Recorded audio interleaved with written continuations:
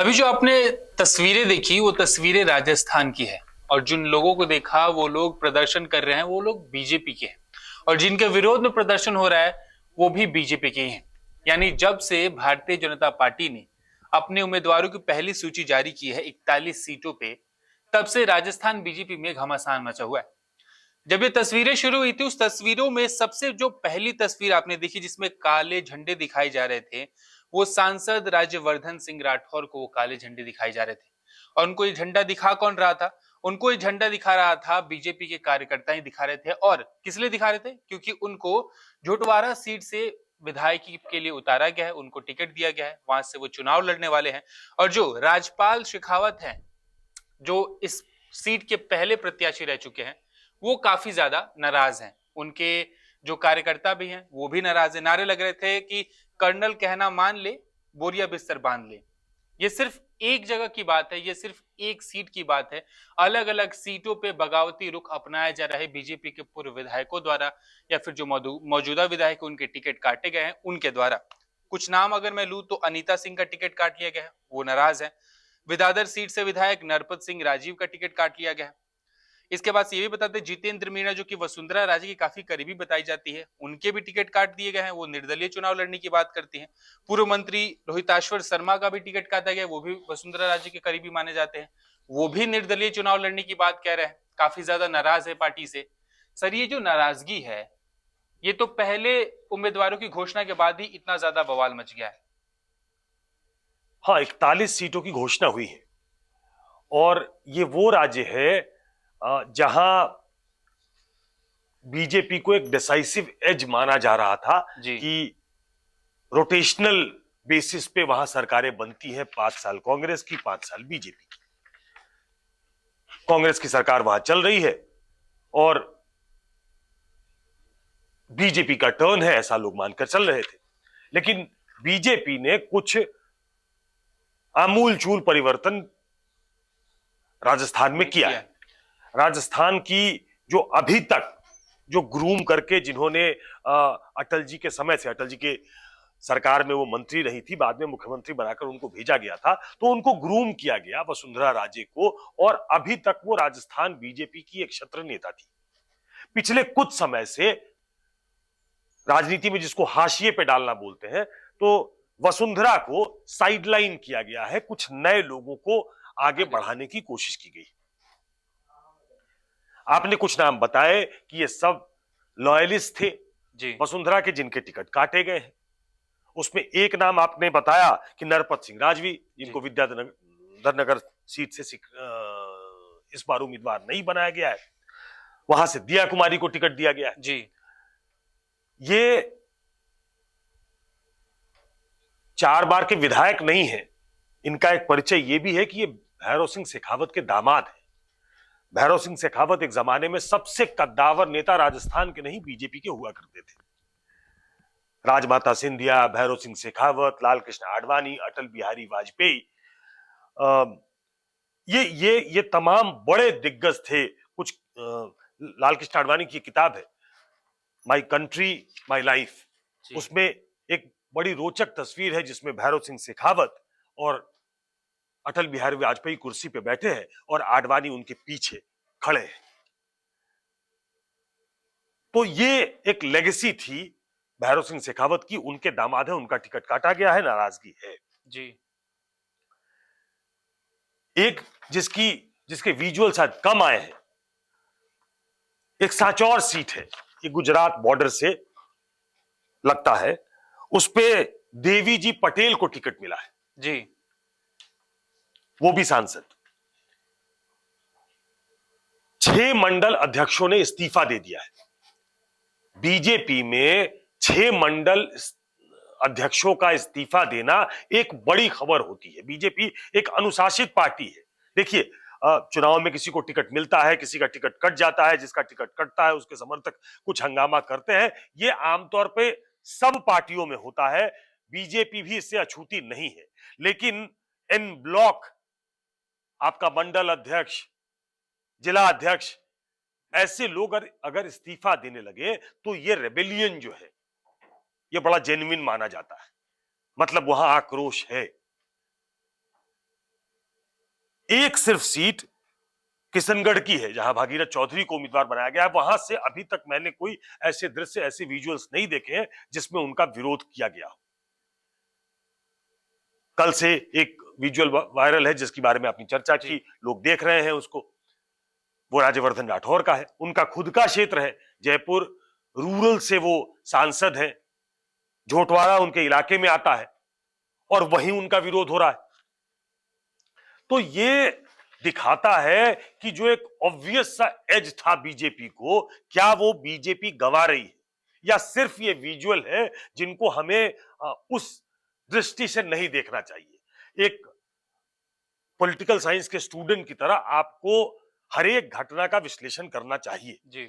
41 सीटें घोषित हुई हैं और उसमें 6, 7, 8 सीटों पे बगावती तेवर दूसरे उम्मीदवार दिखा रहे हैं या चुनाव मैदान में उतरने की बात कर रहे हैं या फिर वो अपनी सभाएं कर रहे हैं। तो ऐसा लगता है कि बीजेपी जैसी डिसिप्लिन पार्टी के लोग भी अपने ऑफिशियल उम्मीदवार के खिलाफ चुनाव मैदान में उतरेंगे। ये एक पहलू है जी। जो दूसरा बड़ा पहलू है कि क्या ये वसुंधरा फैक्टर की वजह से तो नहीं हो रहा है। वसुंधरा राजे, जैसे मैंने कहा, वो पैन राजस्थान की लीडर है जी। उनके सामने अशोक पुनिया को खड़ा किया गया अध्यक्ष के तौर पे, वो एक जाट नेता के तौर पे उनको स्टैब्लिश करने की कोशिश हुई। उनका कद कभी वसुंधरा के बराबर नहीं हो पाया। अब वो अध्यक्ष नहीं है, कैलाश जोशी को आगे बढ़ाया गया है अध्यक्ष के तौर पे। जो गजेंद्र सिंह शेखावत है वो चुनाव मैदान में तो नहीं है, लेकिन उनको वहां के कद्दावर नेता के तौर पे आगे बढ़ाया जा रहा है। दिया कुमारी जो खुद महिला है, उस परिवार से आती है, जयपुर राजघराने से आती है, सांसद भी थी, उसके पहले विधायक भी थी, महिला भी है, उन्हें आगे करने की कोशिश की जा रही है। और ये सब किस कॉस्ट पे हो रहा है? ये वसुंधरा राजे के कॉस्ट पे हो रहा है, ऐसा वसुंधरा राजे के समर्थक मानते हैं जी। तो ये ज्यादा चिंता की बात है बीजेपी के लिए कि क्या वो वसुंधरा राजे का नाम आगे घोषित न करके एक रिस्क मोल ले रही है। क्या उनको प्रोमिनेंस में नहीं रखना will it hurt the BJP? ये एक सबसे बड़ा सवाल है। लेकिन केंद्रीय नेतृत्व ने लगता है कि मन बना लिया है कि उनको आगे नहीं रखा जाएगा। यहां तक तो ठीक था कि सामूहिक नेतृत्व में चुनाव होगा। जी। जब एक बैठक हुई थी जिसमें अमित शाह भी थे, जेपी नड्डा भी थे, अभी कुछ समय पहले लोगों को याद होगा वो बैठक हुई थी, उसमें वसुंधरा गई थी और जब बाहर निकली तो ऐसा बॉडी लैंग्वेज था जैसे लगा कि सब कुछ ठीक ठाक करने की कोशिश हो गई है और उनको इस बात के लिए कन्विंस कर लिया गया है, तैयार कर लिया गया है कि सामूहिक नेतृत्व में चुनाव होगा। लेकिन सामूहिक नेतृत्व में चुनाव होने का मतलब ये नहीं है, वसुंधरा को ऐसा लगता होगा कि उनके समर्थकों के टिकट काट दिए जाएं, उनको प्रोमिनेंस न दी जाए। अभी वसुंधरा की टिकट अनाउंस नहीं हुई है, हालांकि अशोक पुनिया जैसे तमाम जो दिग्गज अब बताए जाते हैं उनकी टिकट की भी घोषणा नहीं हुई है, सिर्फ 41 टिकटों की घोषणा हुई है। तो ये एक बड़ा पेच है कि क्या वसुंधरा को पीछे रखकर, साइडलाइन करके, बैकड्रॉप में रख के क्या बीजेपी विक्टोरियस इमर्ज कर सकती है सिर्फ इस बिना पे कि वहां एक परिपाटी है कि 5 साल कांग्रेस रहेगी और 5 साल बीजेपी रहेगी, हमेशा चेंज होती रहेगी। सर, अगला सवाल ये भी है कि अब जैसे राजस्थान से तस्वीरें आ रही हैं और ये खबरें चल रही हैं कि वसुंधरा के समर्थकों का टिकट काटा जा रहा है, ये खबरें तो हैं ही, बीजेपी को कहीं ना कहीं लग गया है कि इससे नुकसान होना शुरू हो चुका है। मैंने सुना एक कमेटी का भी गठन किया गया है कि जो लोग नाराज हैं, जो पार्टी कार्यकर्ता, जो विधायक, उनको बनाने के लिए कमेटी भी बनाई गई है, 6 लोगों की एक कमेटी बनाई गई है। आपको लगता है कि जो अगली सीट जारी होगी उसमें बीजेपी जरूर ये सोचेगी कि जिनका टिकट काटा है या फिर अगर काटने की कोशिश कर रहे हैं वो आगे हम कंटिन्यू ना करें, सेफ खेले, आगे की जितनी भी सीटों पे उम्मीदवार उतारेंगे? देखिए, बीजेपी हाल के दिनों में अग्रेसिव पॉलिटिक्स करती है। उसने एक रास्ता अख्तियार कर लिया है कि उन्हें सामूहिक नेतृत्व में चुनाव लड़ना है। तो पहली बात मान लीजिए कि वसुंधरा राजे को वो अभी तक के हिसाब से वहां चेहरा घोषित करने नहीं जा रहे हैं। जी। वो एक नई लीडरशिप को पैदा करने की कोशिश करेंगे वहां। हालांकि वसुंधरा का टिकट नहीं कटेगा, वसुंधरा चुनाव मैदान में उतरेंगे, जैसे कि मध्य प्रदेश में शिवराज सिंह चौहान मैदान में है, लेकिन वो मुख्यमंत्री बनेंगे जीतने के बाद, इस पे एक बहुत बड़ा क्वेश्चन मार्क है। सिर्फ इतना ही मैसेज ट्रैवल करके जाना वसुंधरा के समर्थकों को शिथिल करता है और बीजेपी को भी उस लिहाज से शिथिल करता है। बीजेपी कर्नाटक में यह दंश झेल चुकी है जी।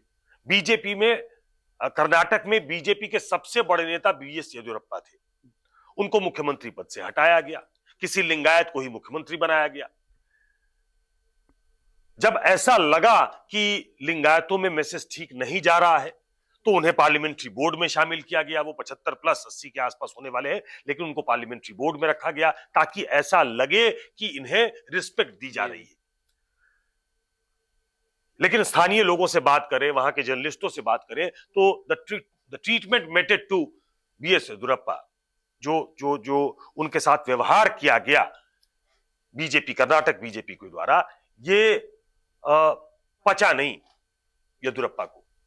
उन्होंने इसको बहुत नेचुरल तरीके से नहीं लिया और कहते हैं कि वहां की प्रचंड हार में बीएस येदियुरप्पा का रोल था। बीएस येदियुरप्पा ने अपना हार्ट एंड सोल नहीं दिया था। बीएस येदियुरप्पा वहां सबसे कद्दावर नेता थे, लेकिन उनको इग्नोर करना कर्नाटक में बीजेपी को भारी पड़ गया था। इससे भी क्या बीजेपी सीख नहीं ले रही है, ये एक बहुत बड़ी चर्चा का विषय राजस्थान में हो गया है।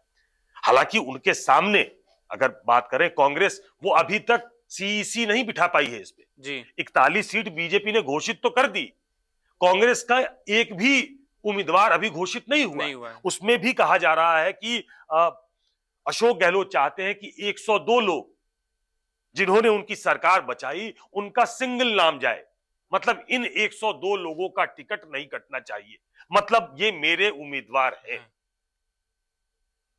जो सर्वे है, आजकल पार्टियां सर्वे बहुत कराती हैं जी। जो सर्वे है उसके मुताबिक करीब 50% विधायकों का टिकट काट देना चाहिए, तब जाकर कांग्रेस कहीं रेस में होगी। कहने वाले ये कह रहे हैं और हमारे अपने संवाददाता और जो अलग अलग इलाके में राजस्थान के हैं वो ये बात जरूर कह रहे हैं कि कांग्रेस और बीजेपी 5-5 साल की यहां सरकार होती थी और चुनाव के 6 महीने पहले ग्राउंड से ये सेंस आने लगता था कि ये सरकार जाने वाली है जी। इस बार अशोक गहलोत की कुछ योजनाओं ने बहुत कमाल किया है।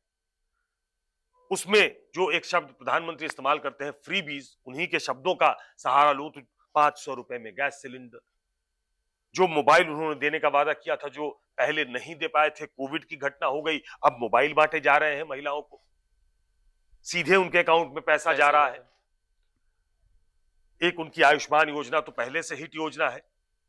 तो इन तमाम योजनाओं ने अशोक गहलोत की पोजीशन को कंसोलिडेट किया है। वहां भी झगड़ा सचिन पायलट और अशोक गहलोत में है, लेकिन Ashok Gehlot has emerged victorious. वो फ्रंट रनर है आज की तारीख में और उन्हीं की सबसे ज्यादा चलनी है। लेकिन मैं भाजपा की बात कर रहा था, तो भाजपा के सामने कांग्रेस ने भी उम्मीदवार अपने घोषित नहीं कर पाई। तो ये एक तरीके से दिखाता है कि चुनाव चाहे कोई भी हो, कोई भी पार्टी लड़े, तो वहां एक डिस्कंफर्ट रहता है ग्राउंड पे कि इन्हें मिले तो ये नाराज हो जाएंगे, इनको मिले तो दूसरे नाराज हो जाएंगे। ये एक नेचुरल चीज होती है। लेकिन बीजेपी में जो हो रहा है, क्या वो नेचुरल है? सांसदों को मैदान में उतारना, ये एक्सट्रीम स्टेप कहा जाता है जी। अपनी एक सबसे बड़ी कद्दावर नेता को भाव न देना, साइडलाइन करना, ये भी बहुत नेचुरल नहीं है। तो क्या ये सब बीजेपी के पक्ष में जाएगा? क्या ये बीजेपी को एक विनिंग स्टेट जिसको वो समझती है, मध्य प्रदेश में 18-20 साल की एंटी इनकम्बेंसी है, वहां जीतना मुश्किल काम है जी। छत्तीसगढ़ में लोग कहते हैं कि बड़े संघर्ष है, लेकिन कांग्रेस को एक एज है क्योंकि भूपेश बघेल वहां हिंदूवादी भी बन गए हैं और दुनिया भर की फ्रीबीज वहां भी बांटी गई है जी। तो वहां बीजेपी अपने आप को कमजोर पा रही है, वो कॉन्टेस्ट में आने की कोशिश कर रही है। राजस्थान एक ऐसा स्टेट था जहां वो जीत सकती थी, लेकिन क्या वहां बीजेपी अपने पैर पे कुल्हाड़ी मार रही है? ये एक सबसे बड़ा सवाल है। और क्या ये दृश्य जो सांसद चुनाव मैदान में उतरे हैं उनका विरोध या क्या ये उसकी वानगी है? सिर्फ प्रोटेस्ट ही नहीं हो रहा, काले झंडे तक दिखाए जा रहे हैं। यानी ये साफ साफ दर्शाता है कि बहुत ज्यादा एंटी इनकम्बेंसी तो होती है सरकार के विरोध में, जो वहां पे सरकार होती है, लेकिन वहां पे पार्टी के अंदर ही लड़ाई चलने लगी है। सर एक छोटा सा कमेंट चाहूंगा, अभी आप जो बता रहे थे एंटी इनकम्बेंसी को लेके, राजस्थान में भी 5 साल की सरकार थी, छत्तीसगढ़ में भी कांग्रेस की 5 साल की सरकार थी, उतनी एंटी इनकम्बेंसी छत्तीसगढ़ में नहीं देखने को मिली जितनी ज्यादा अशोक गहलोत के खिलाफ राजस्थान में देखने को मिल रही है। भले 5 साल में सरकार बदलती है, लेकिन फिर भी इतना ज्यादा गैप क्यों? क्योंकि सीधे ही यहाँ पे कांग्रेस कमजोर नजर आती है एज कंपेयर टू छत्तीसगढ़। देखिए, हर स्टेट का चरित्र अलग होता है। जब छत्तीसगढ़ बनाया गया, अटल बिहारी वाजपेयी प्रधानमंत्री हुआ करते थे, 3 राज्य बने थे, उसमें एक छत्तीसगढ़ था मध्य प्रदेश से कट के। जब बना तो वहां कांग्रेस की सरकार थी, कांग्रेस की सरकार गई जी, और उसके बाद जब बीजेपी की सरकार आई तो वो 15 सालों तक सत्ता में रही। बड़े सैटिस्फाइड लोग हैं वहां के, बड़े आराम पसंद है। हाँ, वो इतने ज्यादा भोले लोग हैं, बहुत पॉलिटिकल लोग नहीं है। हाँ, उनको ऐसा लगता है कि सरकार उनके लिए कुछ कर रही है तो इन्हें जिताना चाहिए। तो 15 साल उन्होंने चावल वाले बाबा को दिया, रमन सिंह को। उन्होंने एक छत्र राज किया 15 सालों तक, और वोटों का कॉम्बिनेशन भी ऐसा है जो बीजेपी को ऐसा लगता था कि जो उसने साधे हैं वो एक एज देता था। वही अब लगता है कि कांग्रेस के साथ है। कांग्रेस ने अपनी एक कॉन्स्टिट्यूएंसी बनाई वहां पे, और जब मध्य प्रदेश छत्तीसगढ़ एक हुआ करता था उस समय कांग्रेस का बड़ा गढ़ हुआ करता था। बीजेपी ने इन रोड बनाया था उसमें जी। कांग्रेस ने उसको दोबारा पाया। भूपेश बघेल ने जो उनके टर्फ पे जाके खेलना होता है वहां जाकर खेलने लगे। वो हिंदूवादी भी हो गए, वो तस्तरी में परोसकर लोगों को उन्होंने सुविधाएं देना शुरू कर दिया, जिसको फ्रीबीज भी कहते हैं। उन्होंने किसान, धान का कटोरा कहते हैं छत्तीसगढ़ में, हाँ, उनका उसका एमएसपी बढ़ा दिया। तो ये तमाम चीजें उनके पक्ष में गई है, और इसीलिए वो एंटी इनकम्बेंसी ग्राउंड पे छत्तीसगढ़ में नहीं दिखती थी हमेशा। दूसरा स्टेट है राजस्थान जी। इसका चरित्र कुछ ऐसा है कि 5 साल में लोग नेतृत्व बदल देते हैं, पार्टियां बदल देते हैं, उनका एलिजेंस जो है एक पार्टी पे नहीं रहता। लेकिन ये बात जरूर है कि जितने भी सहयोगियों से मैंने बात की है वो ये बताते हैं कि एक obvious anti incumbency, visible anti incumbency जो हमेशा चुनाव के पहले दिख जाती थी, 4-6 महीने पहले से वो एक माउथ पब्लिसिटी होने लगती थी कि ये सरकार जाने वाली है। ये 2 साल पहले स्थिति जरूर थी कि एक कमजोर, एक टूटी हुई कांग्रेस, एक लड़ती हुई कांग्रेस दिखाई दे रही थी।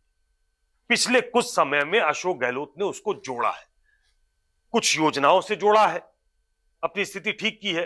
कुछ सचिन पायलट और अशोक गहलोत के बीच जो ट्रूस हुआ है सेंटर के बदौलत, उसकी वजह से हुआ है। तो वो ऑब्वियस एंटी इनकम्बेंसी राजस्थान में नहीं दिखती है, ऐसा हमारे सहयोगी बता रहे हैं।